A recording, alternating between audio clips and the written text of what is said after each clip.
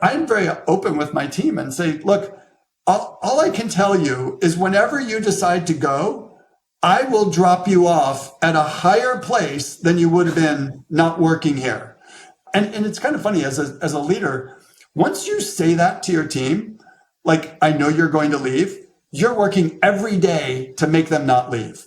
And the one thing they will not leave over is if they feel there is growth and development and opportunity, so that when they do ultimately leave, for whatever reason it may be, a move or a career change or whatever, that they really believe, if I just stay a little bit longer, I'm going to be at a higher level. I'm going to have these many more notches under my belt. I'm going to get this much bigger title, this much bigger compensation. Is this thing on? Yesterday's price is not today's price.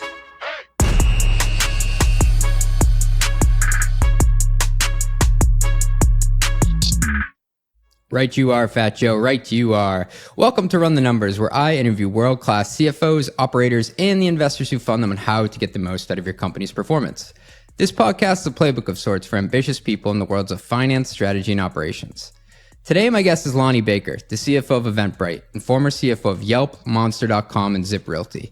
Lanny was originally a sell-side research analyst before jumping into the deep end and taking on the CFO role at Monster.com. On this episode, we cover how consumer-facing internet companies make money, how to successfully navigate bet-the-business type bets and pivots, the virtuous cycle of network effects in Eventbrite's business model, how internet companies logically expand their TAMs over time, and a hilarious story about a marketing stunt gone wrong at Monster.com. Lanny's positive energy is contagious. You'll see it. It makes sense that he helps scale companies that have a special impact on special moments in people's lives. Eventbrite was originally started by a husband and wife duo. And given the event-oriented nature of the marketplace business, it was actually one that me and my wife studied while we were trying to start a last-minute tour and activity marketplace. I felt like I came full circle in this interview. Although that business that we tried to start did not work out, I'm now a marketplace CFO in my own right, and what most people actually call a creator. Hey, I'm doing a podcast. Hi, Mom. That's Eventbrite's core customer. So this was a bucket list interview for me. So shout out to previous guest Todd Rakow of Gladly for hooking it up. All this and much, much more after a short word from our sponsors. Quick math, the less your business spends on operations, on multiple systems, on delivering your product or service, the more margin you have and the more money you keep. That's the goal, isn't it? But with higher expenses on materials, employees, distribution, and borrowing, everything costs more. Yesterday's price is not today's price. So to reduce costs and headaches, smart businesses are graduating to NetSuite by Oracle. NetSuite is the #1 cloud financial system, bringing accounting, financial management, inventory, HR into one platform and one source of truth. With NetSuite, you reduce IT costs because NetSuite lives in the cloud with no hardware required. Access from anywhere. You cut the cost of maintaining multiple systems because you've got one unified business management suite. You improve efficiency by bringing all your major business processes into one platform, slashing manual tasks and errors. Over 37,000 companies, wow, that's a lot of customers, have already made the move. So do the math. See how you'll profit with NetSuite. And back by popular demand, NetSuite has extended its one-of-a-kind flexible financing program for a few more weeks. Head to netsuite.com/metrics. That is netsuite.com/metrics. Ooh, yeah, you know your boy loves some metrics. That's netsuite.com/metrics. Please do it, guys. I really need this. As a SaaS CFO, I know firsthand how difficult it is to prepare your business for funding. It's not enough to simply know your metrics. You need to be able to tell the story of your business. That's why I'm so excited to partner with the sponsor of today's episode, Maxio, the leading billing and financial operations platform for B2B SaaS. Maxio helps finance teams at top SaaS companies like Chili Piper, Crunchbase, and Stack Overflow get cash in the door faster, automate revenue recognition, and tell their stories with investor-grade metrics. Love it! By building all of your SaaS metrics off the same data set as your financials, you'll avoid major headaches when telling your story to investors and your board. So whether you need to get funded, stay funded, or impress your board, aren't we all trying to do that? Visit maxio.com/run the numbers to supercharge your financial operations in 2024. Not only does requesting a demo using the Run the Numbers link help support the podcast, ya boy, you'll also receive a 10% discount on your first year with Maxio. Please do it. It will be awesome. That's maxio.com/run the numbers. maxio.com/run the numbers. Woo! Lanny, thanks for joining me today. Hey, thank you, CJ. I'm delighted to be here.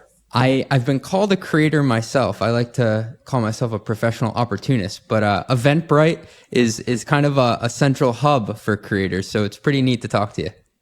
Well, it's really nice to talk to you. I've been a big fan of your podcast, and we're all creators in one way or another. So it's great to be here and creating with you today. Awesome. You have this quote that stuck with me. You have to show up for life. How does that relate to the businesses you've been a CFO at? And just for the benefit of listeners, I mean, you've had an illustrious career at places like Monster, ZipRealty, Yelp, Eventbrite. I mean, is there a through line there? You know, it's that phrase came from being a parent to my 4 kids and trying to figure out how to get them off the couch and off the screen and out in the world doing things. And I kept saying, you've got to show up for life. You know, we got to go do all these things. And I think it probably echoes something I've tried to pursue in my career. And that is, I love being around companies that connect to really significant consumer experiences. Monster.com was all about jobs. ZipRealty was about buying a house. Yelp is about finding a great new restaurant or a local merchant. And Eventbrite has just been so much fun to be involved with, a company that helps people find things to do. Or on the other side, find audiences for the event that you're creating. And so I guess there is a little bit of a personal through line in all that, which is I'm definitely not the kind of person who goes to the same bar over and over and over and over. I want to go out and experience all kinds of new things. And Eventbrite, Yelp, and all the companies I've been with have really been able to feed that for me. And I love being part of that. Someone once said to me that life isn't the events, it's lived in the moment. And I think all 4 of those places kind of center in on certain moments within a person's life. They do. And, you know, I've served on a couple boards along the way, one of which was the not.com weddings. Yeah. And another one was home away in the travel category. And so I guess it's just a personal passion of mine, being out and about and doing things in the world. And so many people listening may be working at either a B2B SaaS or a fintech company. And I love that we'll get to explore and show people some of the nuances of operating a consumer-facing internet model on this podcast. And I wanted to ask if there are any unique insights or patterns inherent in running internet companies that cater to consumers. You know, I spent a long time, CJ, as a research analyst on Wall Street, covering media companies, and then really the bulk of my career was covering internet companies. And one thing I would say about internet businesses, as I would compare them to perhaps SaaS companies or B2B companies, is there's definitely an element of fashion. And by that, I mean, a company will get hot and everybody's using it. And it's the cool thing to know about and talk about. And that can be wonderful, but it could be a two-edged sword, which is there's not that many internet consumer brands that have fallen out of favor and ever been able to claw their way back. You know, we sort of the dustbin of early online music streaming services or of early social media networks that are long gone today.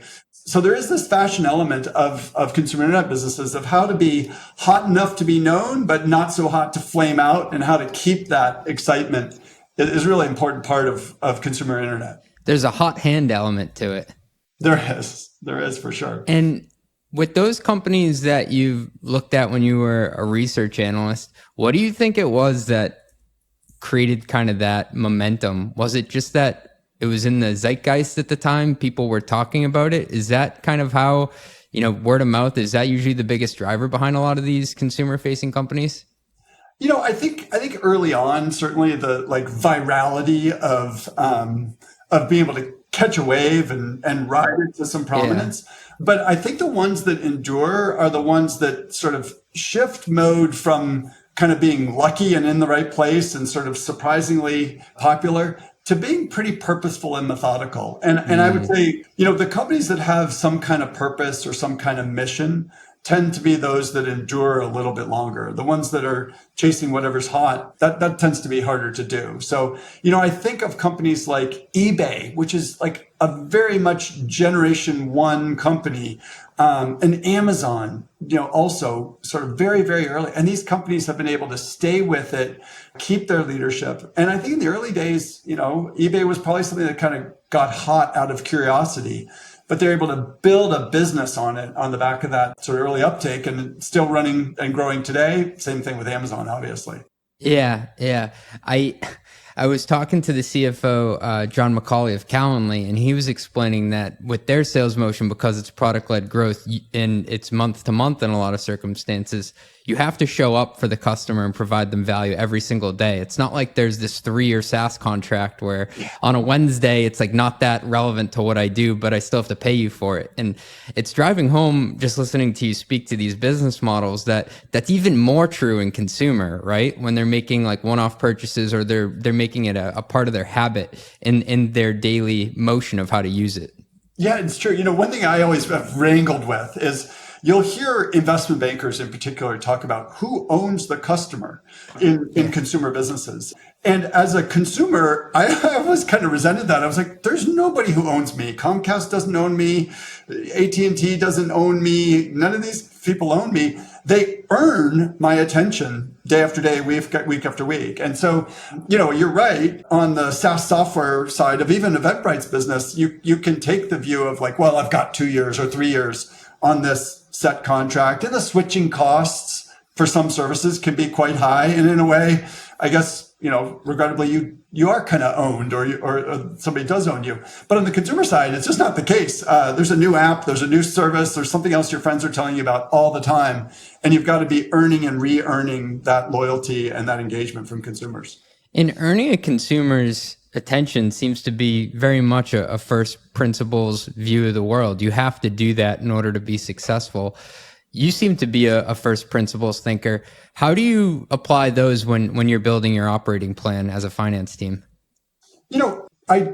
I wouldn't necessarily characterize myself as a first principles thinker, but I guess it is the way that I operate. Yeah. I always want to go down deep to the bottom of the pool and count the tiles on the bottom of the pool at least once, so that I really understand the like lowest level nitty gritty details of the business, the operating metrics, the contract designs, the LTVs, the acquisition channels, and really get into that fine level of granularity. And I hope that I only have to do that one time, and then I can come back up to the surface and be operating a little bit more at an executive level. One of the things I learned as an analyst was the importance of examining any like financial or business situation from multiple perspectives. And this is something I really try to push on our organization, which is, it's one thing to think about it from Eventbrite's perspective. We also have to think about it from the consumer's perspective, the event goer's perspective. We should think about it certainly from the creator, the event creator's perspective. And then there's a fourth dimension to this. Well, maybe there's two more dimensions: the investor's perspective and actually the employee's perspective. And I think trying to get into each one of those different perspectives, and when you're making a business decision or structuring a business plan, knowing the bull case and the bear case from each one of those different perspectives, I find to be really, really important. So I try to go down to the detail. I try to evaluate it sort of 360 degrees around. And then when you come up to the top again, I think one of the key roles that you play as an executive is to be charting a clear direction, but always thinking about what's my plan B? What's my plan C? Yeah. Is my plan B starting to look better than plan A? And sort of keeping that continual reevaluation going. Sometimes I get a piece of info and I'm like a dog with a bone. I got to ask, is the customer the creator or the people buying tickets most of the time for Eventbrite? It's both. Yeah. I think that our ticket buying audience in our strategy that we're pursuing today to become a two-sided marketplace, it's really the ticket buyers that drive Got it. Eventbrite's growth in our future. So we think of that as like the demand side of our marketplace. We think of our consumers as our North Star. And the creators are the supply that we're bringing into the marketplace to serve those consumers. Now, it's quite different than when we were, just a few years ago, organized primarily as a creator platform, where in those days, very much the number one customer, the North Star, was the creator. But as we've listened to the creators and asked them, what are the features, what are the functions, what are the services, what are the things you need from somebody like Eventbrite? The number one thing that they want is more attendees at their events. Yeah. So does your team look at the lifetime value of both a creator and a consumer then? Do you have to look at it from both angles? Yeah, we do. We do. And it's quite different. And, our business is one in which there are 10 times as many consumers as there are creators. And so small changes in lifetime value on the consumer side, that second purchase in a year or second purchase in a quarter is hugely valuable to us. But on the other hand, we also look at the cost of acquiring the creators and the value that we generate from the creator side. And so in almost an e-com sense, you probably have to be net contribution margin positive on the first purchase then from end user, right? We do, yeah. We have an interesting dynamic, that is, I think, not always well understood. And I don't think we've yet fully exploited this, but the creators who come onto our platform, they probably, through their own marketing and through their own relationship with their local audience, they bring us about a little bit more than half of the ticket sales, 53%, come from the creators' marketing. And to the extent that we think of our business as a consumer-driven business, where we have to acquire consumers that we're bringing to events, we have this wonderful thing where half of our consumer acquisition actually has a negative CAC because we're getting paid per ticket every time the creator introduces us to one of their attendees. Yeah. Now, the value proposition for the creator is that while they're bringing us people, we're bringing to them attendees from all the other events. And it becomes like, where would I rather be listed than the marketplace where I'm going to get the most incremental ticket sales than on Eventbrite? So there's a pretty neat customer acquisition dynamic in our business, particularly when you think about the consumer side. That's a virtuous cycle right there, because I think with a lot of creators, they'll sometimes bring their audience to a platform, and it is just that. It's a platform that gives them the tools to succeed, but it doesn't have the inherent network effects of driving them more net new demand. And you were saying it, like the number one thing that creators want is they want more people to buy more tickets. I mean, every time we do surveys and we give them a list of 20 things, or we give them an open field, or we give them a list of 5 things, every single time the number one box that gets checked is bring me more attendees for my event. And they want other features in the product for sure, which we deliver in spades. A few years ago, one of the things that they wanted that we did not have was they wanted help marketing their events. And we made a little acquisition of a company that had some really cool software for marketing events into social media. And we integrated that product into our technology really, really quickly. And now we've got almost 10 times as many customers using that software as at the time that we acquired it a few years ago. And that was a really important part of the value proposition. But again, it went back to help me market my events, help me make bigger, more successful, more predictable events. That's the most important thing in our market. See, right there, first principles, more tickets. Yeah, that's right. That's right.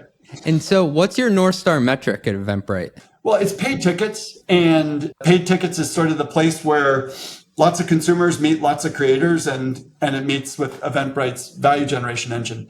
We also provide ticketing technology and services to creators of free events.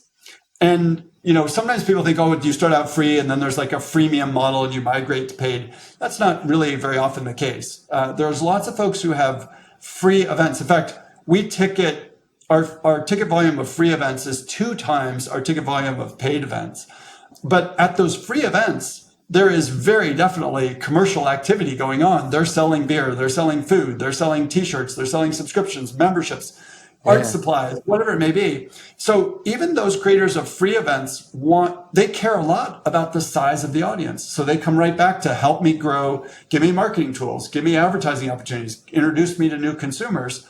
Whether you're hosting a free event or a paid event, audience size is it's like the universally compelling value proposition for event creators. Yeah, it sounds like a lot of good things happen when you have a bigger audience. You sell a lot more cups of beer at those events. Well, I can tell you, any kind of event you have right now, we get a good window into the, as you said, kind of like the zeitgeist of live events. And any kind of event you can have, if you add beer, you'll sell more tickets. That's a rule that I can totally believe. Hey, thanks for listening. We'll be right back after a word from our sponsors. Financial operations are needlessly complex. Startups have to cobble together a patchwork of tools to reconcile transactions from different sources work to get a holistic view of cash flow and how it maps to company priorities, and struggle to glean answers from platforms that speak different languages. Simplicity can transform your business operations. That's why Mercury powers your financial workflows from the bank account so you can pay bills faster, stay in control of company spend, and speed up reconciliation. Apply in minutes at mercury.com and join over 100,000 ambitious startups that trust Mercury. I like that. Not just for banking and credit cards, but for the precision, control, and focus they need to transform their financial workflows and perform at their best. Mercury, the art of simplified finances. Mercury is a financial technology company, not a bank. Banking services provided by Choice Financial Group and Evolve Bank and Trust. Members FDIC. I always want to do that voice. Are there any trends that you're observing right now just in events? I feel like you probably know like what's cool before other people do. Is that weird to say? No, we do have some pretty good windows into it. And I'm not joking where like if you want to have a run or a running club and you want to organize that, if your run ends at a beer garden, you will sell more tickets. If you have a bike race and you involve some beer sponsors, it will sell more tickets. Yeah. We're seeing speed dating being a kind of a popular category again. And I think there's some stuff that I've heard recently about the dating apps not being as relevant, not being as popular amongst millennials. And what people are looking for are these big social gatherings. So food festivals, nighttime food festivals are going crazy right now. So we do see these things. We see both where what the consumers are looking for, we get this early window into they come onto Eventbrite searching for these experiences. And then we go and we look for creators who are building those kind of experiences and introduce them to the consumers that we have that we know are interested in that kind of event. That's really neat. In a sense, you're playing curator or matchmaker.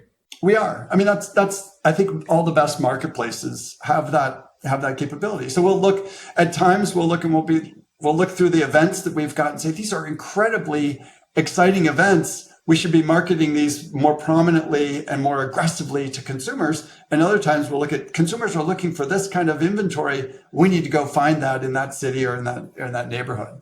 And part of that matchmaking power, I would guess, plays into your take rate. How do you think about take rate? What factors go into determining that? What marketplaces often look at is what percentage of the gross merchandise value transacting in the marketplace does the marketplace provider capture? And, I think that for us today, we get about a 10% take rate. So if somebody's buying on average a $50 ticket, $40 ticket, we'll get $4 or $5 of revenue coming to Eventbrite. And the creator and the consumer's willingness to share value with Eventbrite is really predicated upon us delivering the things that are most important to them. So our ability to get a fee from the consumer side of the marketplace depends upon trust and safety and reliability and the ease and, the ticket is available to them and that's going to work when they show their phone to get into the event and they have confidence that if it's on Eventbrite, it's going to be a high quality creator. These are the things that give us a right to earn money from the consumer side of the marketplace. And then on the creator side of the marketplace, our right to have a share of their economics is we give them a very reliable way to monetize their event, a secure financial system that operates really efficiently, that gets them their money into their bank account on time and in full, that gives them the imprimatur of trust that being on Eventbrite gives them. And then most importantly, to driving our growth rate higher is that incremental audience. That's really the key as we think about from a 10% take rate today, where can it go in the long term?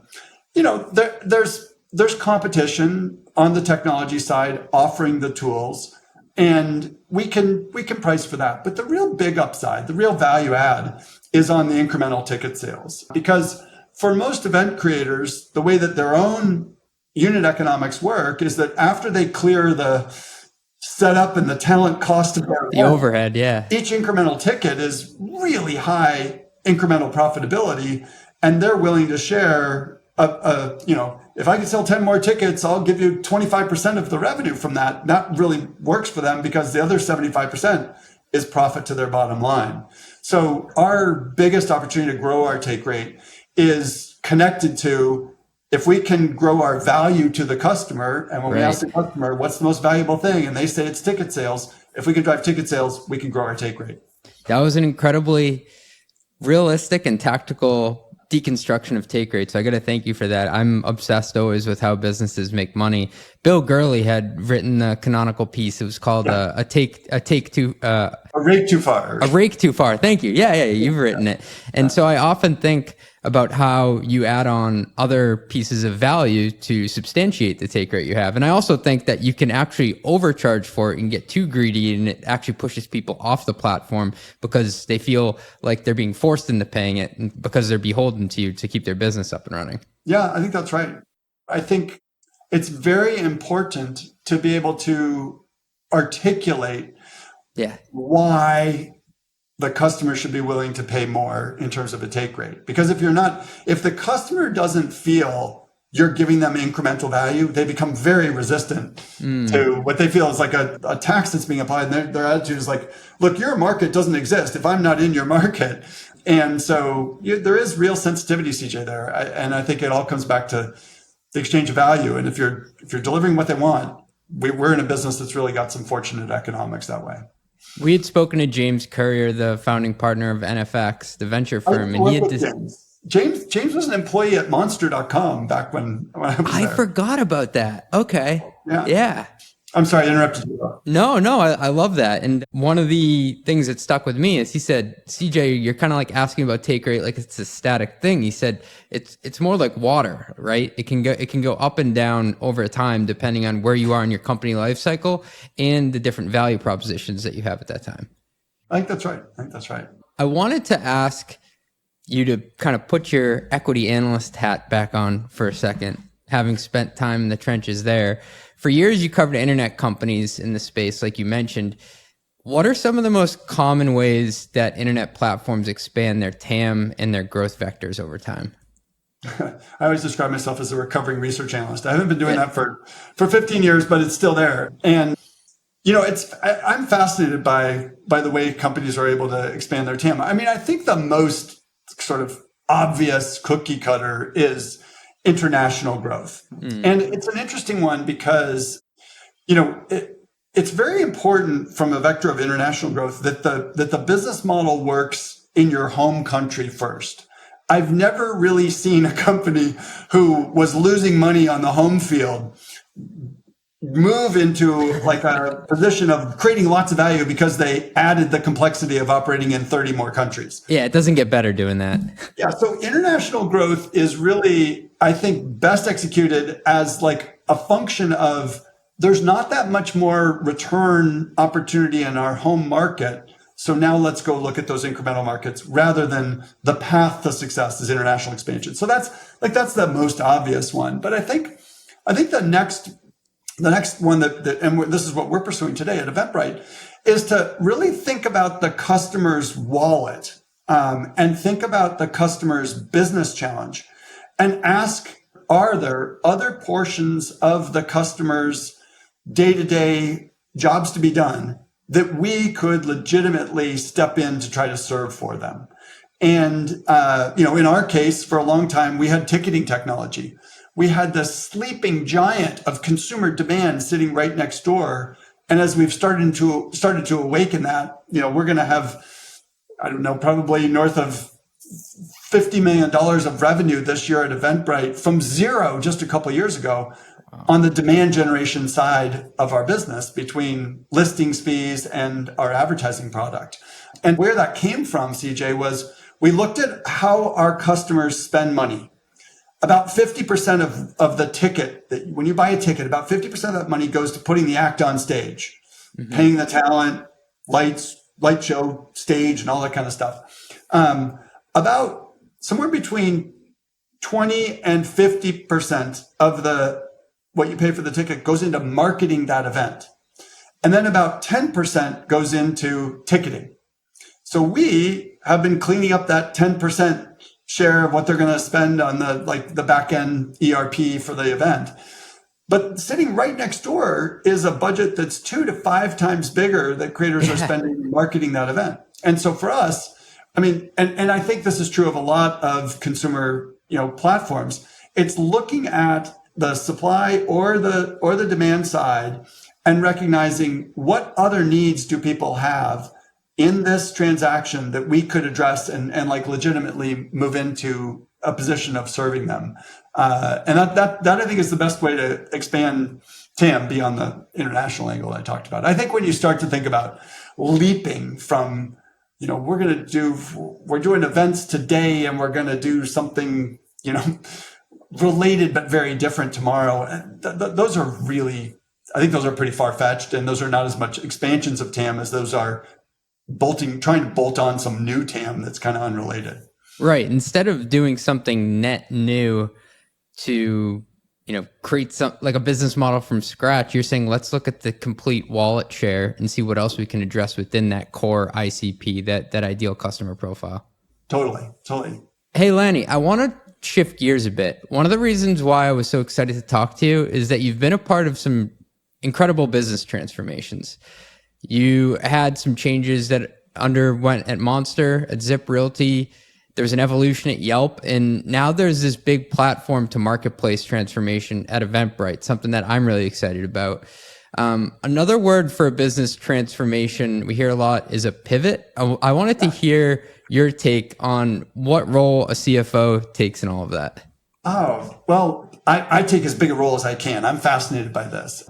And when you really stop and think about it, you look at some of the biggest companies in the marketplace, a Netflix or an Apple or Amazon. I mean, a lot of these companies had some transformations or some pivots at some point in their development. And so I think as a CFO, it's an important skill to develop. It's an important awareness to have of recognizing that the path that one is going on today may not be the path that you're on in the long term. And as a CFO, as a pivot or in an earlier company or a transformation in a little bit later stage company comes around, I think the most important thing the CFO can really help with is fully imagining what the transformed company looks like. And that's a place where I try to invest a lot of time. Like, let's not think about what next year looks like, a little bit better, a little bit more.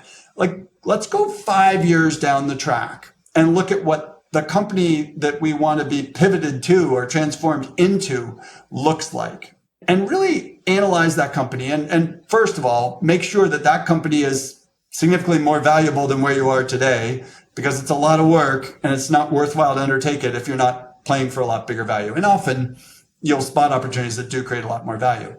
I think then the sort of next step in the process that the CFO can play is asking, can we credibly get from where we are today to this company that we've just imagined in the future? And that's often a sort of natural two-step analysis of what assets do we have today that we could repackage or reconfigure or elevate, expand, amplify that would help us. And also importantly, what assets do we have today that we're going to need to jettison? Not the ones we can afford to get rid of, but what are the things we need to get rid of in order to become that other company? I think once you've done those 3 or 4 things, CJ, you've got a really good, almost like finish to start map. You're right. Of how to transform the business. And I think that's the way to build it, because I think what I've seen when people think about the forward version of we've got a challenge or we've got an opportunity and let's move forward to it, you can die by the incrementalism.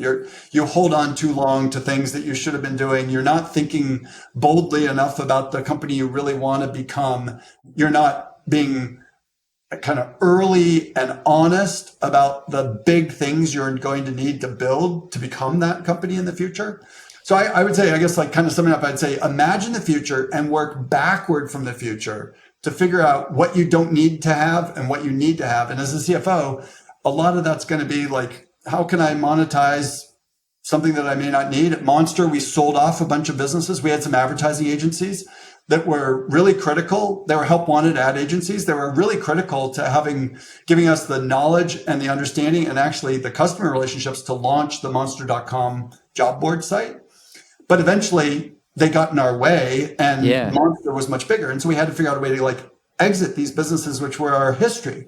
And, you know, at the same time at Eventbrite, as we looked at becoming a two-sided marketplace, we realized, wow, we're going to need to have a consumer product experience that really is the standard, the place that people will reliably turn to find things to do. And we're investing right now in building that consumer product experience, which as a creator platform was valuable, but it wasn't essential. And in the company that we're going to be in a few years, it'll be really the heart of our business will be that consumer product experience. Is there a difference between evolving your business model and pivoting? I guess just to be frank, is the word pivot like a dirty word in your mind or no? I think for me, my association with it is I've got a, B round, C round company that's not going to be quite as big as I thought, but maybe I could, or definitely I can go a little bit differently and I'm going to have a much better opportunity. And, gosh, I don't think that's a whole lot different than being a more mature company saying, we've got the world's largest help wanted advertising agency, but you know what? Being the world's largest job board is a much more valuable place, and that we're going to transform from one to the other. So I think it's almost like a stage difference. And from a finance perspective, because a lot of what you're describing to me, it does seem like you're being the realist in the room. You're doing the gap analysis of, we know where we are today. We know where we want to go tomorrow. I'm going to be the really honest person here. Part of that honesty is saying we could be running two different business models for a period of time as we're moving from one incarnation to the next. How have you handled that, and what challenges have you experienced, and maybe lessons along the way? That is a real challenge. And the challenges come from a bunch of different things. It can sometimes be that the new business that you're trying to become in some ways is almost competitive with the business that you've started from. At ZipRealty, we had a few thousand real estate agents around the country, and we were one of the top 10 brokerages in the United States. But we had a real magic of that company was a piece of technology that allowed real estate agents to understand which of the many, many people that they know in their network are actually getting interested to buy a house and then show up ready to help them right away. What we realized is that technology could be licensed to other brokerages. And as we started to license it to other brokerages, now like the advantage that our brokers had, somebody else could rent in the marketplace, and that was a tension. So managing that, you're right. There's this challenge of the new business in some cases versus the old business. And I think, as a CFO, I think it's a matter of being able to kind of clutch slowly into testing and developing and proof of concept on the new business. And then once you build that confidence that you're really going in the right direction, I think one of the things that the CFO can do is help the company move through some one-way doors. And it's scary. Often, CEOs and boards are very tentative about moving through one-way doors. But they become kind of important. One of the jam sessions that you had talked about burning the boats. Yeah. And there's an element of that. There's another element of building the boat and then, for goodness sake, shoving it offshore, getting in and going. And that's a real challenge. So I think as a CFO, one of the things that you're trying to do is show that the unit economics or the customer acquisition to lifetime value and the margins of the new business you're trying to develop really are durable and sustainable and expandable. And it's your job as a CFO to prove to the company that getting in that boat and pushing it offshore isn't going to sink, 100 yards offshore. And so there is a lot of, I'd say, like test case and, analysis. The FP&A team becomes very valuable in showing, like, for this cohort of customers who are trying this new thing that we're doing, here's the economics of it. Here's what it would look like at scale. And trying to get everybody on the team to sort of get on board with that change, because the worst place to be is kind of caught in the middle. You want to test it long enough to be sure, but once you're sure, it's like crossing that chasm. I think you want to go pretty fast, and people will really count on the CFO to say, like, is this boat we're going to get into seaworthy? And it's the finance team's job in many ways to show that the economics of that boat are really sturdy. That was Matt Gallatin of Stack Overflow, and he was telling the story on the podcast about the company that they ended up selling to LinkedIn, they actually burned the boats of which were equivalent to 90% of their current revenue at the time. And I think that was a boat that they all jumped into. Like that, we better push off strong from the shore because this is the last boat we got. Right. Yeah, that's a good way to put it. What's it like to be in the room when the management team does say, hey, I thought this thing over here is good, but this thing over here is great? I imagine that there's this mix of like frenetic energy that's positive, but also almost like this nervousness, anxiousness, and even friction to change. Oh, there is. And it's like, it's a total Rorschach test of people's personalities. And you will get people who just give you the litany of reasons why it will never work. Why it can't work, yeah. And you've got the people who are like already gone and off to the races. And, I think that in some respects, with a good management team, with a strong management team, all of those personalities and all of those perspectives in the room together really help you. And we have tried really hard to listen carefully to the naysayers and those who are reluctant or pointing out the risks. And many times they've been absolutely right.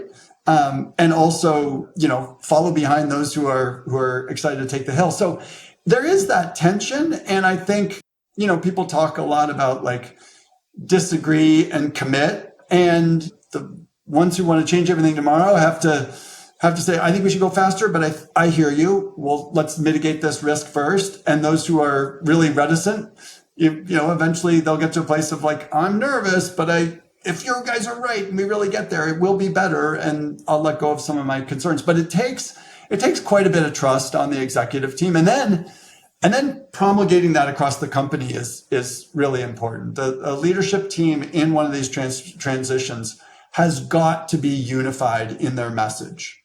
Because if there's cracks and there's doubts coming from the top and there's dissension or questions, it can really rattle the entire organization's confidence. And probably the rest of the organization hasn't spent the weeks or months doing all the analysis to pick the new directions. Well, let's drill in on the finance team during these situations. Do you think you need to retool with all new people as the business pivots? Because that could be a tough message to get across to the org. Or is it better to retain people? How does the finance team, I guess it's a two-part question. How does the finance team play a role in all of this? And then how do you think about figuring out, who's on that boat and who's not on that boat as you push off from shore? Yeah, I would say, let me talk first about the finance team in the context of the bigger company. Yeah, sure. It's generally going to be the case that the finance team is going to say, this transformation is not going to work. You've got like the people who are the accountant, the accounting and the finance regime, and they tend to be somewhat like process driven, repeatable transactions. And, change is not their, they don't come to work every morning trying to change general accepted accounting principles. They come to work to follow those. So you've got that characteristic. Then your FP&A team, the analytical side of the house, is often they've done everything to understand the core business. And now you're talking about some new business we don't even know about, who's going to run it, and there's concern and anxiety coming from that group. So I would say, generally speaking, the finance team is going to be skeptical. But again, that's a really valuable role for the finance team to play. Yeah. Not skeptical to the point of, I'm going to prove you wrong or I'm going to stop you, rest of the company. But I'm here to help you spot things that you may be unrealistic about or you're not thinking about. So I think that's from the finance team overall. But now within the finance team, and going back specifically to talk to those groups that I was just mentioning, the way I think as a finance leader, I've positioned this, and I think it's been pretty successful, is to really present these transformations or pivots as guys, this is a once in a career, maybe twice in a career. I've been lucky. I've done it a bunch of times, but this is a really rare opportunity in your career to work on transforming a company. You're going to get to learn brand new skills. You're going to get to build brand new models.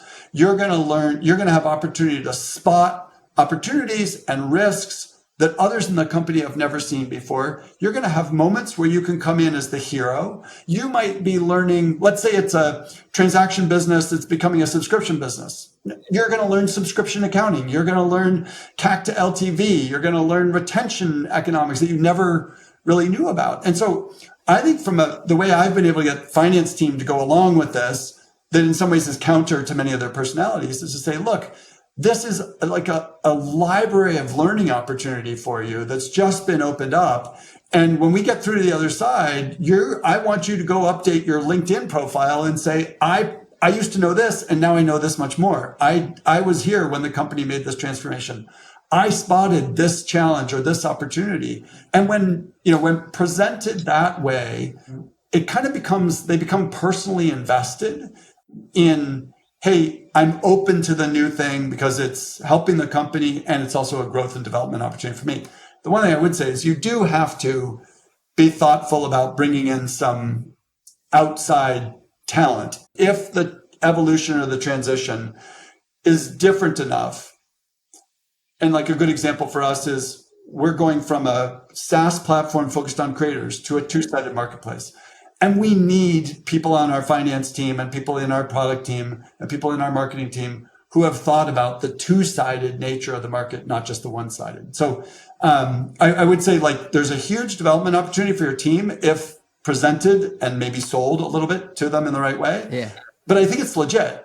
And then I think you also want to salt in there a little bit of people who have already seen the other side who can help, who can help describe where you're all headed. There is an element that you need certain people to come in who have a playbook because they can see around corners that you haven't been around. But I love how you took the positive spin to that. I'm going to make you more marketable in the workplace. I'm going to teach you things that you didn't have before and look at this as an experience that you'll get a good story out of this. Yeah. I mean, look, I would say the one thing I would say that I've learned through all my experience is that when I was on Wall Street, I thought that companies were all about spreadsheets and numbers and strategy. And when I got inside companies, what I really learned is it's all about people. And even as the CFO, it's easy to think that their job is about numbers and bank accounts and collections and AP and it's really at the end of the day, it's going to come down to the people on your team and the people that you work with and the people buying your product, the people to whom you're selling your product. And look, you go on LinkedIn, there's very few people who work at a company for 10 years. Right. And so the reality as a manager is you're renting. You probably can bank on, you've got 2 years. If you're good in developing them, you probably got 4. And if you're great, you might keep them for 6 years, but you're not going to keep them for 10 years.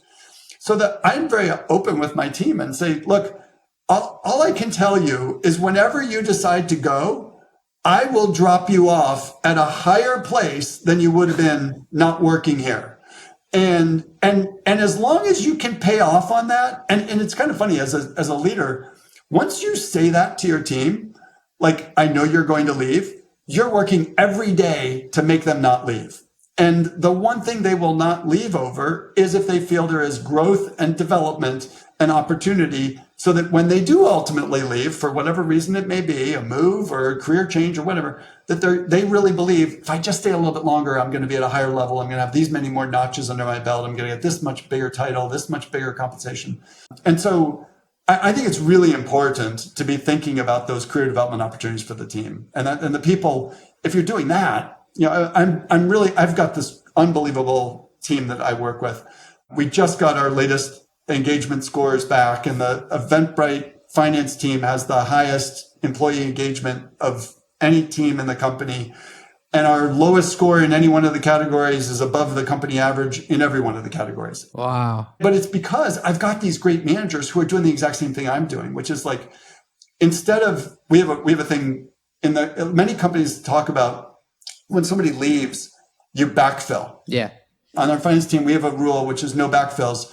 It's forward fill. When somebody quits, that's telling you that there was a problem, some kind of problem in that job.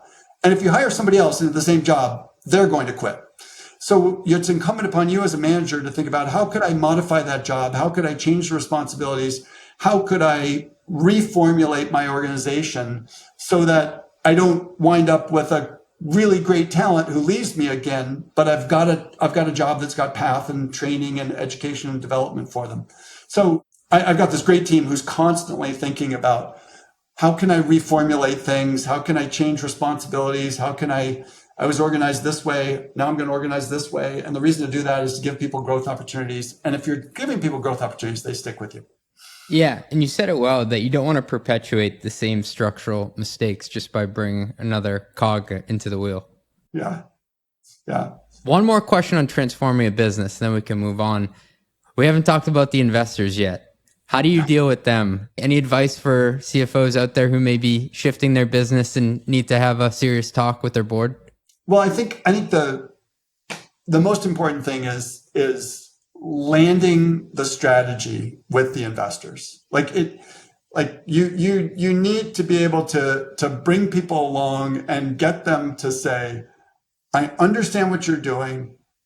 If and when you do that, I have conviction your company will be more valuable. And that's job number one. And so it's this, you do need to take your investors, whether they're public investors or they're private investors, through like a very clear articulation of what it's going to look like when you get on the other side and get their buy-in. And then I think, in the public context that we're operating in, it's this interesting balance of, and I've seen this before, of carrying forward the financial targets and the key metrics that you had in place before the transformation, and you keep them in place while you start to sunrise and elevate the new metrics. And so like at Eventbrite right now, we're talking more and more about the consumer side of our business. And we're talking more and more about the liquidity in our marketplace. We're still talking about number of creators, number of events, price per ticket, and take rate, which is the old platform model. But we're introducing more and more of that consumer flavor and the consumer metrics to the business, which ultimately will be, I believe, the consumer traffic and consumer purchase frequency will be the most important metrics for us in another 12 or 24 months. And our investors, they look at it and say, like, gosh, if you could, we understand what you're saying, which is there's more money spent in marketing events than in ticketing events. We do believe you have a credible play at becoming a real marketing partner to those event creators. Your strategy passes our test. Now it's up to us to start showing what are the measurements, how would you document our process toward extracting that? And for us, we talk a lot about revenue per ticket and take rate and the percentage of revenue that comes from services that are not ticketing. And we're now pretty quickly, we got to double-digit percentages of the revenue coming from things other than ticketing. And that creates like confidence that we're making progress toward the strategy that people believe in. So I think with investors, it starts with like, you're changing your strategy. Tell me what that will look like. And now start to give me the evidence that you're making progress. Don't go too fast. I've seen companies like drop a set of metrics and introduce a new set of metrics. Yeah. You'll lose the thread.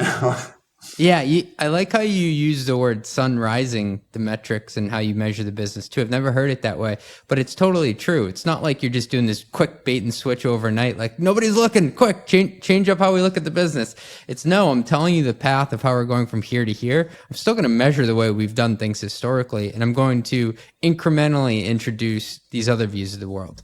And look, I think there's some like intellectual honesty in this too, which is that as you're transforming the business, on day one, you have a belief that this is the metric.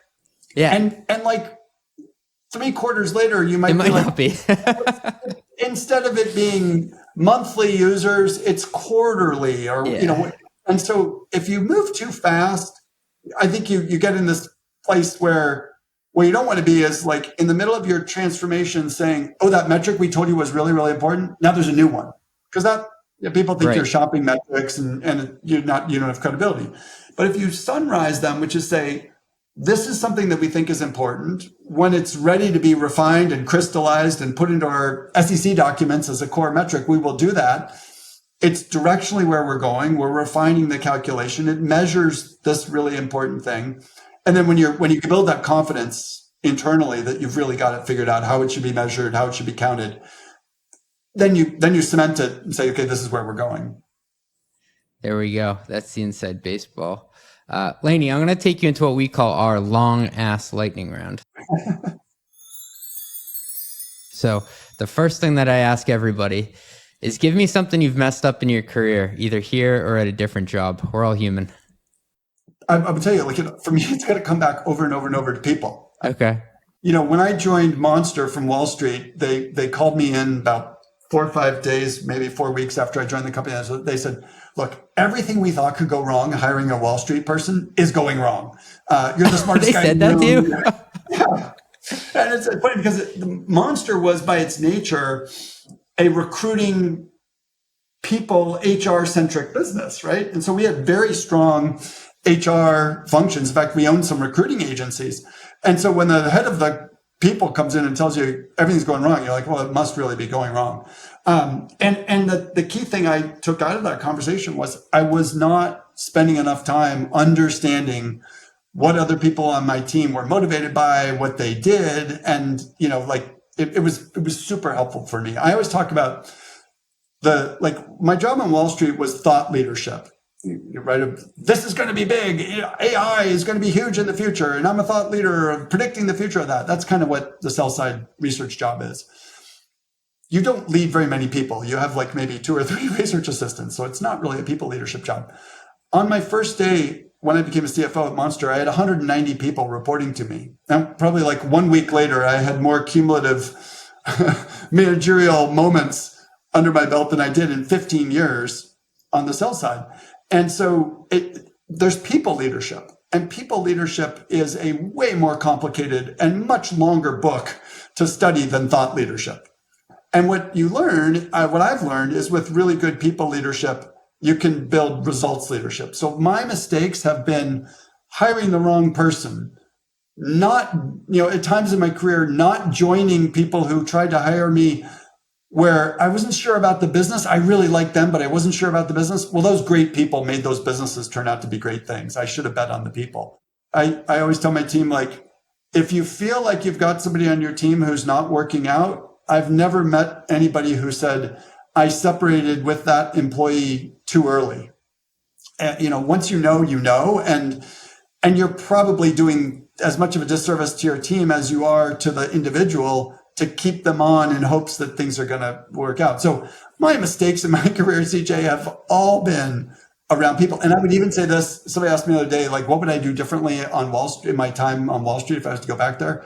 I'd spend a lot more time analyzing and understanding the leaders of the companies than I would the nuances of the spreadsheets, because over time, the estimates are always wrong, but the people, the good people create value over really long periods of time. Yeah. You've been a part of, as we've broken down, some transformative companies. Over your career, multi-time CFO, do any wild card stories come to mind? Anything super surprising that's occurred? I mean, so many things have been surprising. The one I like to tell the most is way back when Monster was crazy, because it was this super entrepreneurial company in the early days of the internet. We had this mascot called the Trumposaurus. It was a little kind of character with a trumpet on its nose.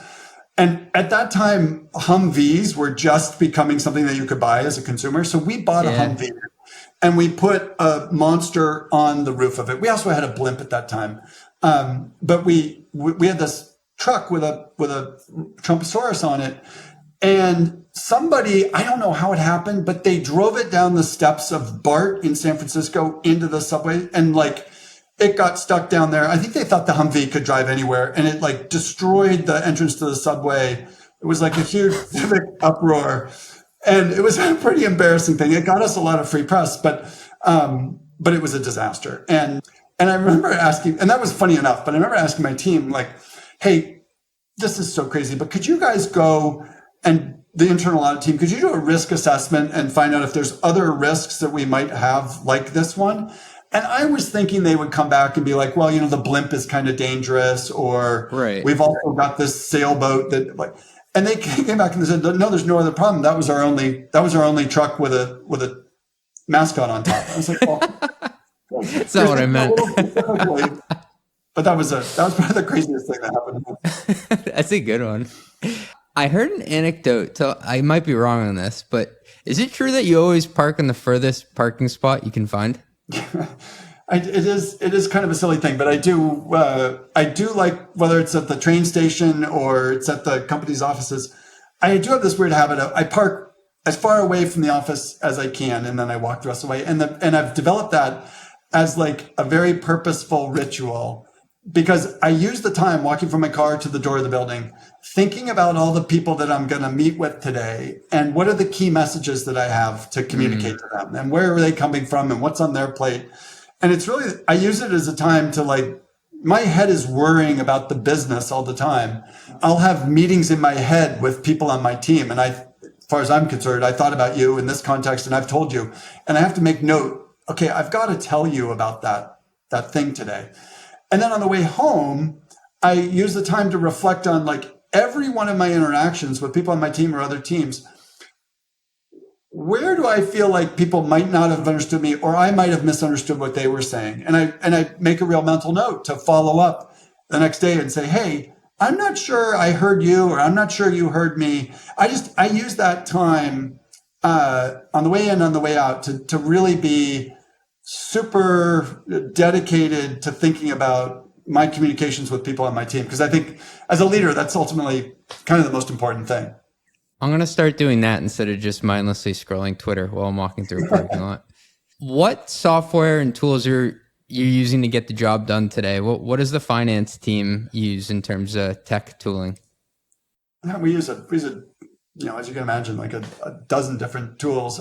We started a year and a half ago this thing that we call Finance Nation Automation within Eventbrite. And you would be stunned, and I am stunned every day, at how many manual hours of like spreadsheet pivots we've killed off over the last couple of years. And the two big finance team advances, one for the accounting side and one for the FP&A side, was we're on Workday, and using Workday's Accounting Center has been incredibly helpful to establishing one source of financial truth with ledgers down to the creator level, sub-ledgers. That's really been helpful to us. So Accounting Center has been tremendously valuable to the accounting side of the team. And on the FP&A side, we evaluated a bunch of different options, and we adopted last year Pigment. Mm-hmm. And what the team loves about Pigment for planning is it's got really powerful native APIs that we can connect to Snowflake or to our production databases or to Google Sheets. And we found that Pigment tool to eliminate, it's probably eliminated over 100 hours every month of work that we would have done to close, because we can really easily develop templates, populate those templates automatically with real-time financial data at the end of the month. And if we want to make a change, we don't have to go have a consultant make a change to those things. We can do them really easily ourselves. So Pigment has been a huge time saver, and Accounting Center has been a huge source of truth enabler for us. That's awesome. All right, last one I got for you. In all your years as a CFO, what's the craziest thing someone's tried to expense? This is going to sound totally crazy. Honestly, it's a banana. Banana. Somebody who was working for me, who was making a pretty good compensation, expensed a banana, as a single record on there. And I was like, this is $1.24 or something, $1.19. The pain to go through, submitting, or I don't know if you had a tool back then, but to submit an entire report just for a banana. It was crazy. But the thing about it, CJ, is I was like, that's so weird. I got to look at what other expenses are coming through. And it was sad because that banana caused me to go look at, and this individual had been expensing stuff that was way outside of policy. And so the banana turned into this unfortunate event where it was kind of a flag that drew me in. I was like, that's crazy. You're expensing a banana. I'll give you a banana. And it kind of uncovered a bunch of other bad practices. So as I think about, there's stuff that gets expensed that's crazy, but the thing you really don't want to find as a CFO is somebody misusing the company's, resources. The banana in the coal mine. This has been one of the most fun podcasts I've gotten to do as a creator, as a marketplace CFO. This hit on everything I'm passionate about. So thank you for carving time out and being so generous. Well, I'm so delighted to participate with you. I really admire the work you're doing. You know, as a CFO, sometimes it's hard to find resources that really resonate. You know, there's so much stuff that comes out of like the accounting firms about this and that and the other thing. But some days that's not actually really on top of the job. And I love your podcast. I've learned so much from them, and it's a privilege to be part of it, CJ. Thank you for having me today. That's the coolest outro I have yet. So thank you. I'm gonna get that and frame it. I appreciate your time. All right. Take care. Run the Numbers is a mostly LLC production. Yelling an intro by Fat Joe. Artwork by some AI thingamajig. Podcast and video editing is done by Cleancast at cleancast.io.